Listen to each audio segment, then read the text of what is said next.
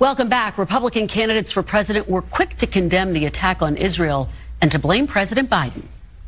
The Israeli attack was made because we are perceived as being weak and ineffective and with a really weak leader. The Iranians are funding Hamas and Hezbollah and all these groups, and they're funding it in part with money that they've gotten because of the Biden administration's weak policies. This is what happens when you have a president like Joe Biden. I also believe this is what happens when you have leaders in the Republican Party that are signaling retreat on the world stage. Joining me now is Mr. Trump's former United Nations ambassador, Republican presidential candidate Nikki Haley. Ambassador Haley, welcome back to Meet the Press. Thanks so much, Kristen. Well, I want to start off, Ambassador, by getting your reaction to the horrific events that unfolded in Israel yesterday. To what extent do you see this as a major intelligence failure? Well, I think that there will be a time and place to deal with whether it was an intelligence failure. I think right now what I want the American people to know is just imagine the Israeli people woke up to seeing their own citizens dragged in the streets, the elderly, children, women taken as hostages, whole families murdered. And so now today the Israeli people and the country are having to face the fact that their loved ones are being deployed, that they are having to go to the front lines to defend their country, that businesses are having to be shuttered because their workers are leaving to go defend the country, and because they've had a massive terrorist attack. And so I think that prayers for determination and strength for the Israeli people. But what I want the American people to know is what happened when they were dragging those people in the streets. What happened when they were murdering innocent Israelis. The Hamas and the backers who support them, the Iranian regime, were chanting death to Israel, death to America. That's what we have to remember. We are united with Israel because we are united because both Hamas, Hezbollah, the Houthis, and the Iranian backers, they hate us. And we have to remember that what happened to Israel could happen here in America. And I hope that we all unite and stand with Israel because they really need us right now. Quick follow-up there, Ambassador. Does that mean that you are concerned about potential attacks on the home front in the wake of what we saw in Israel?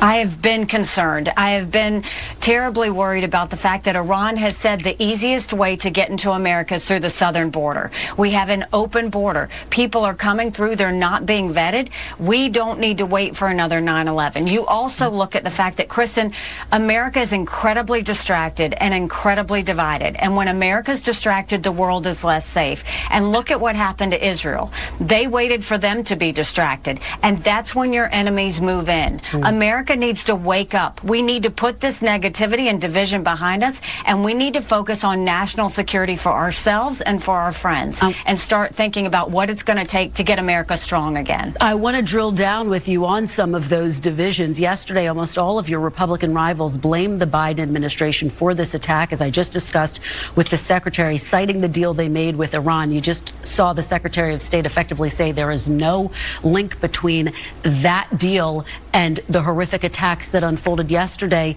Do you think it was irresponsible of your rivals to level that allegation without any evidence or proof?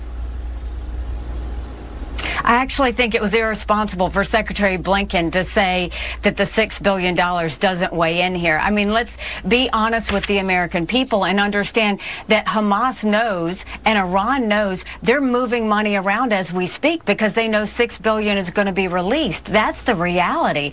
When I was at the United Nations, you saw that when those planes full of cash sent by Obama to Iran, I went to the International Atomic Energy Agency. I met with them. What happened was those funds were sent to Hezbollah in Lebanon. They were sent to Hamas in Gaza. They were sent to the Houthis in Yemen.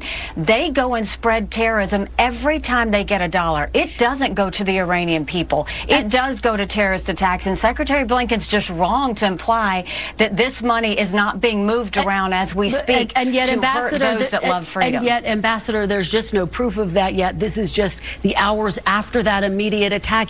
Is it irresponsible to level that charge when you really don't have any evidence of that at this point in time? The evidence is, look at what the Iranian people have done to freedom-loving people around the world. Look at what the Iranian people, the Iranian regime has done to threaten Israel over the years. To think that they're not moving money around is irresponsible to say that to the American people. They are moving money around to threaten those they hate. They hate Israel. They hate America.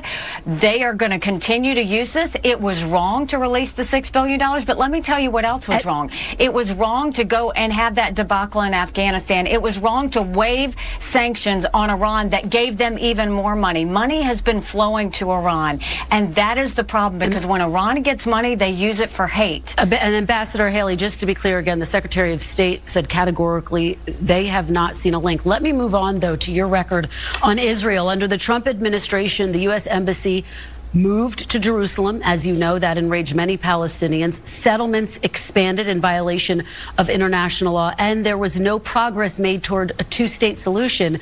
You were UN ambassador at the time. Could you and should you have done more to address the interests of the Palestinian people? Well, I actually went to the West Bank. I actually met with the Palestinians multiple times. I actually went and saw what the situation was at hand. But let me tell you what else I saw. I saw tunnels underneath Israel, underneath schools. What they would do in those tunnels is they would store arms, they would store ammunition, they would store things so that they could go and take that ammunition to hurt people across the border. They put these tunnels underneath schools because they knew that Israelis valued life. They knew that Israelis would not go and hurt innocent people. That's what we're dealing with. So I've been in those tunnels. I've seen what has happened. I've seen the graffiti all over those buildings that have tried to say that they want to kill as many Israelis and Jews as they can. Did you bear responsibility to do more to try to move toward a two-state solution while you had the chance to do so?